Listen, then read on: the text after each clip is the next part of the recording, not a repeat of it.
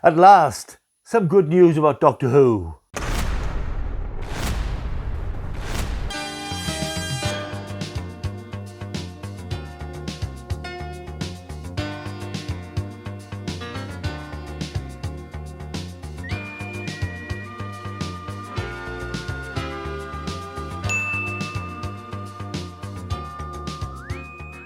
Hello, welcome back to my world of stuff. My name is Paul Mount.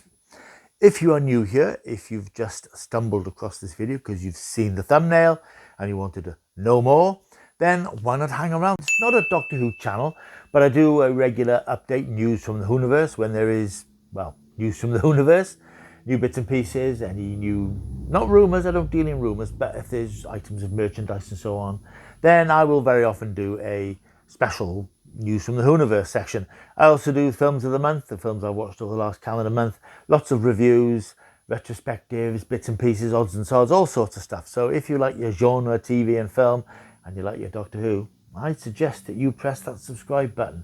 You can also like the channel, you can leave a comment down below. So do all those things, why don't you? Right, yeah, some good news about Doctor Who. It's been a grim old few weeks for Doctor Who since season 2 finished end of May. And I know everybody's patiently waiting for news about the future of Doctor Who. I have repeatedly stated on this channel that I have been informed there is no immediate future for Doctor Who. The show won't be back for some time. But that doesn't mean that there's not news about Doctor Who stuff. And today I was quite pleased to hear that there is an announcement of the next Doctor Who collection Blu-ray box set. Now, if you're a collector of these sets, you should be. If you're not, you will know that these are the definitive physical media presentation of Doctor Who on beautifully remastered episodes with new digital effects, new soundtracks, fantastic documentaries. They are the benchmark of the way to present archive television on physical media. We had season 7 released earlier this year, which is a favourite season of mine, and I'm very pleased to inform you that my second favourite season from the 70s is coming out later this year. It's season 13, Tom Baker's second season as the Doctor. This is really the series where he cemented his performance as the Doctor. From a promising first run of episodes, season 2, or season 13, really sees him get to grips with the character and create this character who he portrayed for 3 or 4 seasons until the comedy took over a bit much, of an alien, a very mysterious, slightly disturbing alien who was often lost in thought and knew things that we didn't know, and was clearly an alien who was a bit superior to all of us. And Tom actually mastered that portrayal in this season and the next season. And as I mentioned, I think things tailed off as he went on when he drifted much more towards comedy. Here, the series is being produced by Philip Hinchcliffe, who at the time was a new firebrand producer, who wanted to take Doctor Who out of the nursery of the Pertwee eras with rubber monsters, and he wanted to explore more gothic storylines and slightly more disturbing psychological horror stories. And he and his script editor, the brilliant Robert Holmes, crafted 3 seasons, this one particularly and the next one, which really focused on what they wanted to do with the show and where they wanted to take it. 26 episodes that started transmission on the 30th of August 1975, encompassing 6 stories in a season that ran until 6th of March 76. And here we have some bona fide classic Doctor Who stories. 6 stories, only one of which is a bit of a runt, but even that has its moments and is enjoyable. Season starts off with Terror of the Zyons by Robert Banks Stewart. Now, this is the only place, unless you have the DVD release, where you can watch this story because of a dispute between the BBC and Robert Banks Stewart's estate. The serial's been taken down from BBC iPlayer, and so has Seeds of Doom, the brilliant season finale story, which was also written by Robert Banks Stewart. So if you haven't got them on DVD, you can't see them anywhere else, so you're going to have to pick up this Blu-ray. Terror of the Zygons is in fact a hangover from the previous season. It was filmed as part of the Block 4 season 12, but hung back until the following season.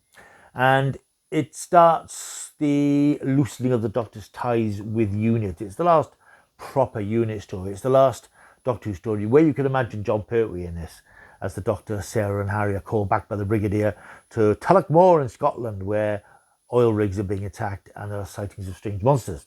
It's a great Doctor Who monster story featuring great Doctor Who monsters. The Zygons make their first and only appearance in classic Doctor Who, and they are a really sinister, creepy design, sort of these fetal creatures, and of course they're shape-shifting creatures. A classic Doctor Who monster design which was eventually brought back in modern Doctor Who and was done a massive disservice. I will say no more about that. But it's a great story, full of action and adventure and some ropey special effects. But it's a good, solid story. That's followed up by first story that really shows the Doctor Who's punching in a new direction. This is Planet of Evil, which is by Louis Marks, who'd written several serials for the show across the years, going right back to 1964 when he wrote Planet of Giants for William Hartnell. This is very much a space opera story, which riffs on Forbidden Planet, where the Doctor and Sarah pitch up on a planet at the edge of creation, where an expedition of Morestrans has awakened an antimatter beast from a pit in the middle of the jungle. Very atmospheric, quite creepy, quite gruesome in some places, and featuring a guest performance from the late Prentice Hancock, who you may recall I recorded a memoriam video for fairly recently. It's a really good, solid story. I mean, it's a big space opera story let down by budget production, but it was ever thus with Doctor Who, I think. And this is a pretty good story that shows that Doctor Who was no longer going to be entertaining its audiences with invasions of the home counties. That's followed up by Pyramids of Mars, which again is a classic Doctor Who story. It is one which I've never absolutely adored the way that many have, but I can see why everybody likes it. This is Doctor Who doing Hammer, with mummies creeping through the English countryside, an Egyptian god-type creature locked up in a pyramid on Mars, and it delivers the classic Doctor Who villain Sutekh, who was recently resurrected, not hugely successfully, in season 1 of the most recent Doctor Who series. It's a very powerful, well-made story directed by Paddy Russell. Tom Baker and Elizabeth Sladen really have cemented their performances now as this fantastic duo of TARDIS travellers, and it is a very well-made and intricately put together piece. That's followed by Terry Nation's Android Invasion, which is the runtime mentioned a little earlier. It's typical Terry Nation, very cliched sort of story about an abandoned village that the Doctor and Sarah arrive at, and it's the focal point for an invasion by aliens called the Kralls. It's a bit of a naff story, but the first episode's very entertaining. Some nice location footage, and once the mystery is unveiled as the story goes on, there's not a lot there. But it's Tom Baker, it's Elizabeth Sladen, what's not to like? Then we have another classic, again another one which I've never absolutely adored. Brain of Morbius. This is Doctor Who Does Frankenstein. Again, very atmospheric, it's completely studio bound, and it's got all the Frankenstein paraphernalia of dank castles, a mad scientist, bits and pieces monster, lightning crashing through the sky, mad witchy women. It's very gothic, it's very atmospheric, and Tom Baker's having a whale of a time. It's a really good story, but it's not one, possibly because I know it's one I've seen it so often, it's not one I will think, oh, I'll watch that one again. Season ends with an absolute classic and one of my all-time favourite Doctor Who stories, and I would say probably my second favourite classic Doctor Who story. It's Robert Banks Stewart's The Seeds of Doom, in which the Doctor and Sarah investigate the discovery of a strange gourd-like pod in the Antarctic, and this is Doctor Who Does the Thing from Another World. The pods burst open to reveal these hideous plant creatures that grow to massive proportions, these giant carnivorous creatures called crinoids, which if they germinate will spread their spores across the world and wipe out mankind. Fantastic action-adventure story. Pure action-adventure. Very pertwee in some ways. It's even got a bit of unit in it towards the end. But Tom Baker powers through it like a man possessed, like an action hero. It's just a great story with a superb central performance by the late Tony Beckley as the villain Harrison Chase. What a story to go out on. Terrific season. And this was a season that really saw Doctor Who reaching new heights of popularity, being hugely popular during Pertwee's time, but the ratings kept on climbing now during Tom Baker's time. It started off with around 8.1 million, and by the time the series ended, it was pulling in about 11 million. So across the series, it really pulled in viewers and drew viewers in because it had good stories and good characters and good pace and intriguing, exciting, scary things going on. And that's something that perhaps any future producers of Doctor Who might want to bear in mind when they think about retooling the series for whenever it eventually comes back. So that's a great run of episodes. Every one of them is eminently rewatchable, even Android Invasion, which ain't great, but I'll sit down and watch it again because it's fun. As usual with these sets, supported by a fantastic raft of special features, and that's always the main attraction for me in these sets. This is why I bought all the sets, even the ones from the later Doctor Who seasons, which really aren't so good.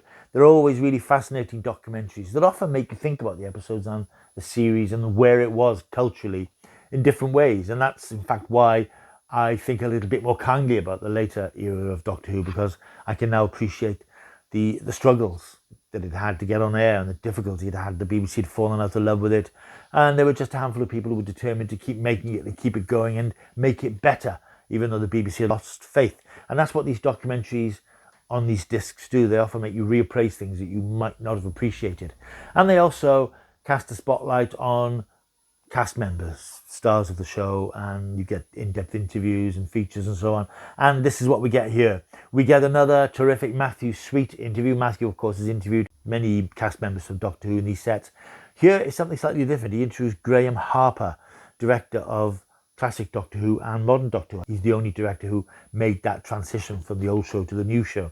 I think he's retired now, but he had a very long and varied career. He didn't do a lot of work in this particular era of Doctor Who. I think he was a production assistant with Douglas Camfield directing for Seeds of Doom, but I'm sure you would have been around when this series was in production and being made.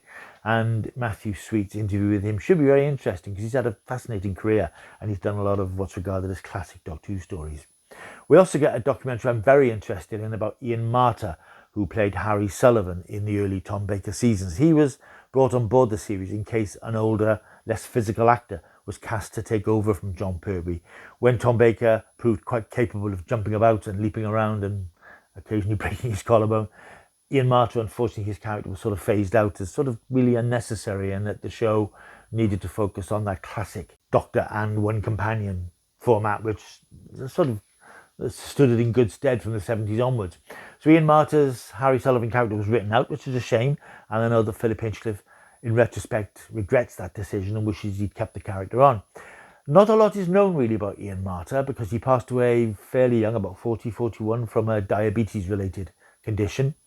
And he is somebody who's passed into legend, I think, really, because he wasn't around when that big explosion of Doctor Who popularity occurred in the 21st century. And he attended conventions, and I know there's convention footage on here, but his life is a bit of a closed book. So this will be an interesting documentary that will probably be warts and all about his life and what the man Ian Marter was actually like. So I'm looking forward to seeing that. We've also got a documentary where Philip Hinchcliffe is taken back to many of the locations used in season 13. There was quite a bit of location filming in this series, and I think he's been taken back to many of the locations in the YouTube trailer, which I'll put a link for down below. We see him go to Athelhampton House, where Seeds of Doom was filmed. So that's going to be interesting because Philip Hinchcliffe is fascinating when he talks about his time on Doctor Who, and he's very specific about what he wanted to do with it. Of course, he was due to do another series, but for various reasons he was moved away from the series and couldn't fulfill his plans for that fourth and final year that he was planning to do.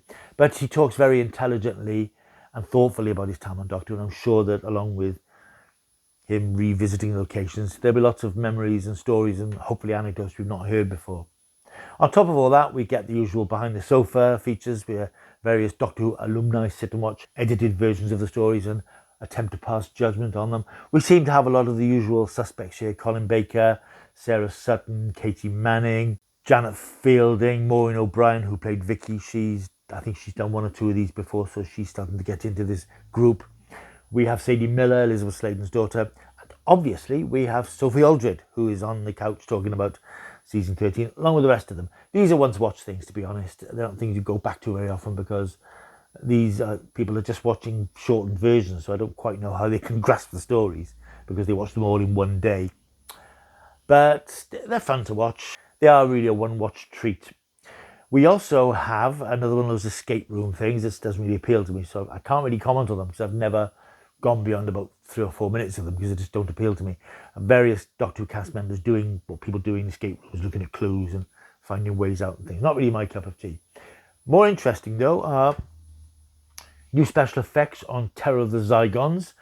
It certainly needs some new special effects. The Scarrison creature, which is the Zygon sort of pet dragon type thing, is actually quite well realised in the original version by some sort of quite effective stop motion.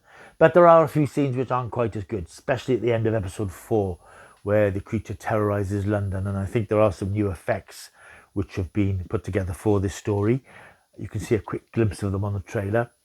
I hope they kept the ethos of the original scenes, which are still quite good. What's interesting about these scenes is that they might be suggestive of what the team might be able to do when Invasion of the Dinosaurs from season 11 comes out, which does not feature great dinosaur special effects, and it may be we get something a little better when that eventually comes out, and this may be a sort of a hint at what's to come when it comes to Doctor Who dinosaurs. There's also a feature, Tom Talks. Tom Baker talking about his time on Doctor Who. I think this was recorded a while ago and it's been chopped up into bits and slotted into various Blu-ray box sets because Tom in this doesn't look quite the way he does now. You may have seen fairly recent photos of Tom. I mean, he's 91 now. He's much more gaunt than he was then and is in this particular video clip. But I can listen to Tom Baker talk for hours and it'll be nice to hear his meanderings on this set. There are also high-definition remasters of the edited versions of Pyramids of Mars and Brain of Morbius, which was screened not after the following year, and also an edit of Seeds of Doom, a 90-minute edit of Seeds of Doom, which was made and never transmitted. It was taken off the schedule for some reason. That's never been seen before. So it'll be interesting to see how a 6-part story is boiled down to 90 minutes. Of course, we've seen this sort of thing recently with the colorized black and white stories, the Daleks and the War Games, how you boil down 10 or 7 episodes down to about 80 minutes. There's always room to edit Doctor Who stories down because there's always padding. And if it's done well and sympathetically, then it can work. If you're a traditionalist and doesn't like the thought of sacred Doctor Who being tampered with, just always remember that the originals still exist and these are just alternatives that you might choose to watch or you might not choose to watch. And there's all the usual other bits and pieces. I think there's some new commentaries, including some stuff from Tom Baker and lots of archive stuff, all the stuff that's been on previous DVD releases. And the team usually find other bits and pieces that have never been seen before, not seen for years. So again, it's going to be a wonderful, comprehensive package for what is one of my favourite Doctor Who seasons. So I literally can't wait to get my hands on this. When can I get my hands on this? When can you get your hands on it? I don't know. It's been announced today, but there's been no release date. I'm thinking it's probably going to be towards the end of the year. September maybe. August if we're lucky, September. But it'll certainly be at the end of the summer. So there's no release date as yet, but you can pre-order it from the usual places. Amazon, Zavi, HMV and so on. And hopefully you'll get it on day of release. That would be very nice.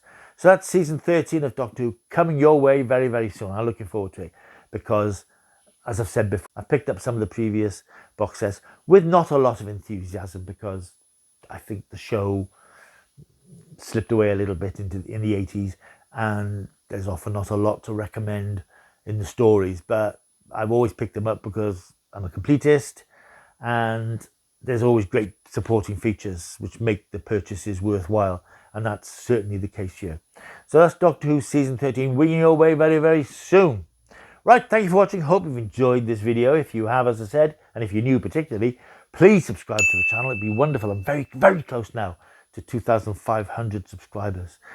And it'd be nice if you could help me get there. So if you are new, just click the subscribe button. It's completely free. It's not one of those subscriptions that costs you anything. You just subscribe to the channel to get notified of videos. And if you don't want to watch them, you don't have to. You can pick and choose and look back to the back catalogue. You're bound to find something you like. So please like and subscribe. I will see you soon. Until I do, keep taking the stuff.